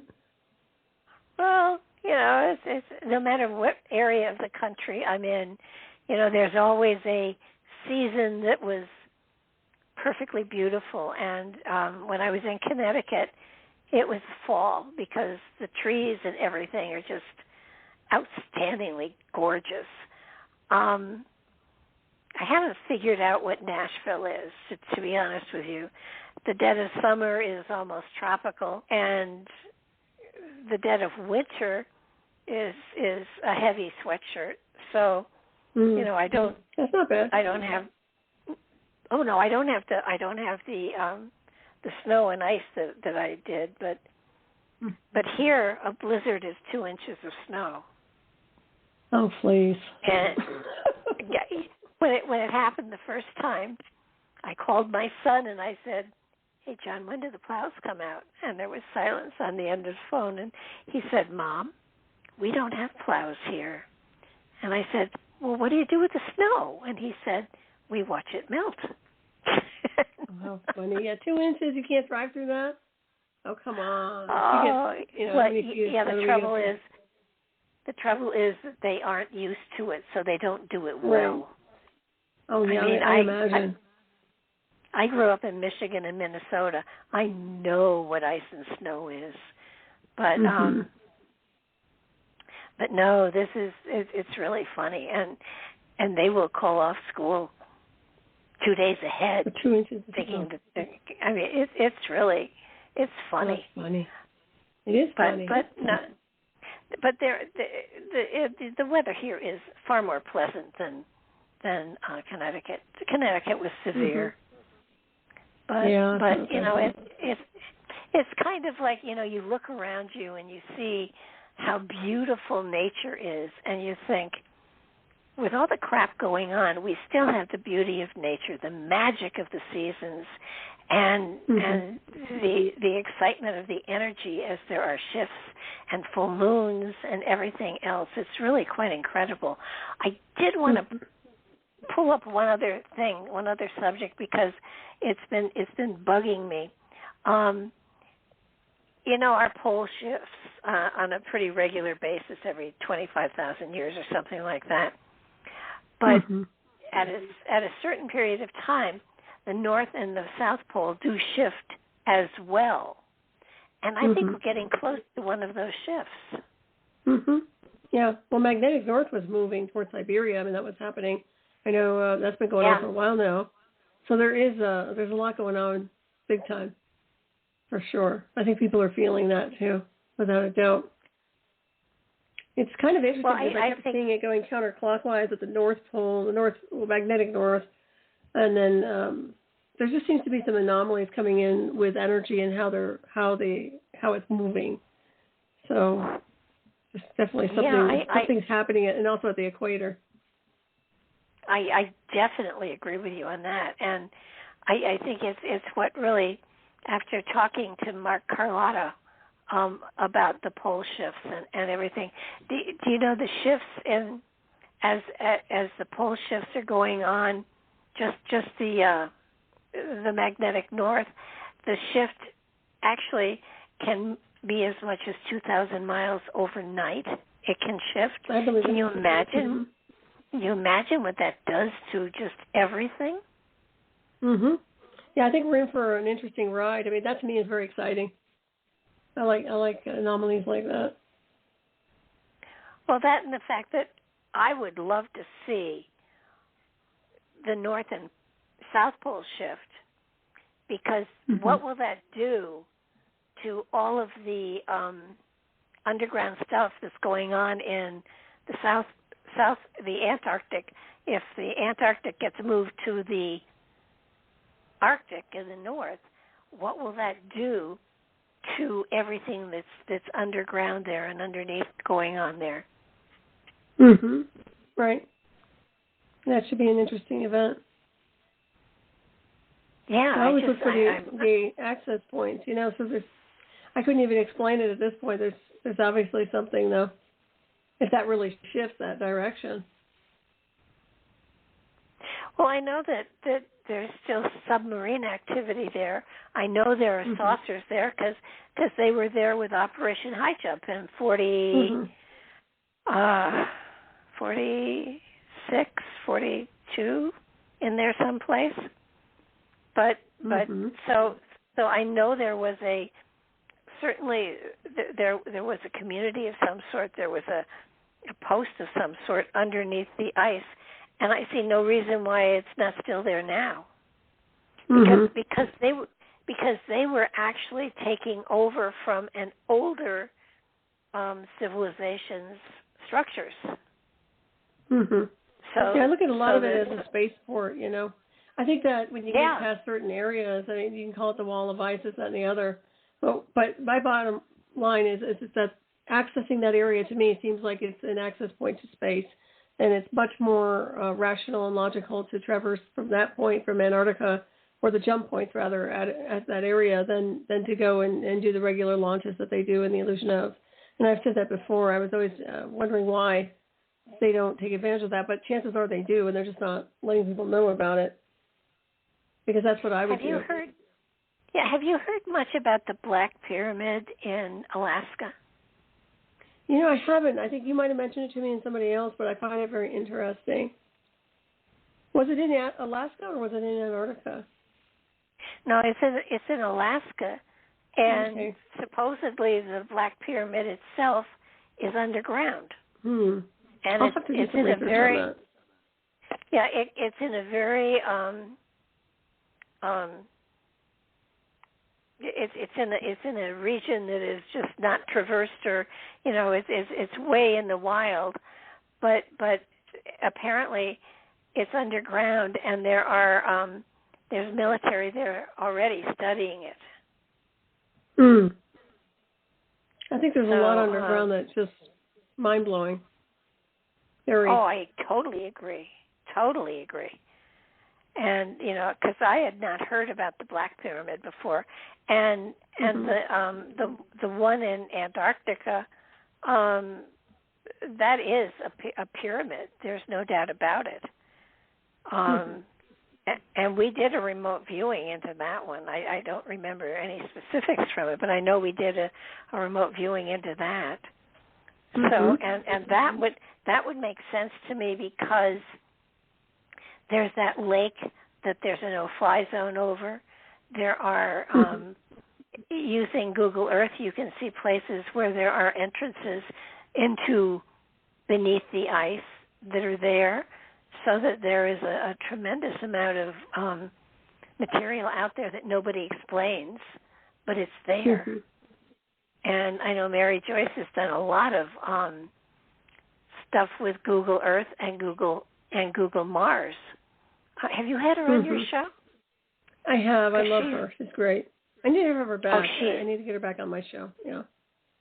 She's got a lot of UFO stuff going on now.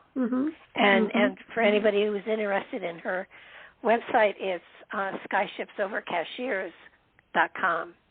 It's a fabulous website. Mhm. And you can get lost in the archives. It's amazing. She's an amazing lady. Yes, but really no, cool. she's cool, and she's written a great book on Bigfoot too. There's just, it's the sweetest book ever. You cry. It's so cute. Mhm. So, Mhm. talking about authors. Mhm. So, gosh, we're close to done here. So let's stick out your radio shows and your website and stuff like that, so people know where to find you. All right, Barbara. Well, thank you so much. Once again, a wonderful show with you tonight. And my website's nightshadowanomalydetectives.com. My show Hyperspace is on KCUR, 12 midnight Eastern Time, 9 p.m. Pacific on Fridays. And I have Raven Star's Witching Hour Saturday night on freedomslips.com, Revolution Radio, Studio A, 12 midnight Eastern Time, 9 p.m. Pacific on Saturdays. And I'm here once a month. And you're here once a month, yeah. Now, right. Do you have the same guests on both of those shows, or is it a different? So Sometimes they each do. week you have. They're both different. Yeah, no, I have cool. different guests each week, but I also kind of have them jump from show to show if they want to, because we have a different audience. Chances are we have different audiences, so we like to share it, see how they like it over in different networks. Wow. That's a lot of work you put in. That's amazing. Oh, thank you. Well, likewise, you do the same. Well, yeah, but not. I'm not that ambitious to do back-to-back shows like that. I never saw that coming. That's another one of those things where I never saw it coming. It just happened. And, of course, Hyperspace was born on Dark Matter Digital Network with Art Bell. Yeah. That's where Hyperspace was created with my producer back there. So it's interesting, but the baby came over to Hyperspace on KCUR and, got grandfathered in. Wow. Well, it's such a pleasure to have on and to talk to every month, and I look forward to the end of this month when you'll be back. Oh, me too. We'll have to. It's your topic this time, right? I will find it appropriate. No, I don't know. We kind of agreed on time travel. So It's your turn. It's your turn. It is my turn. Oh my goodness! I'll come up with something really cool. Okay. Thanks again, and we'll see how long we can stay on topic next time. All right. Good night, everybody. Good night now. Thanks a lot, everybody. Do join me tomorrow. I've got John Matthews on, and we're talking about King Arthur and his mystical life and the fables that are created from his existence. So it should be lots of fun. It'll be 11 o'clock Central Time. So tune in and listen. Otherwise, it will be up on YouTube. Good night now.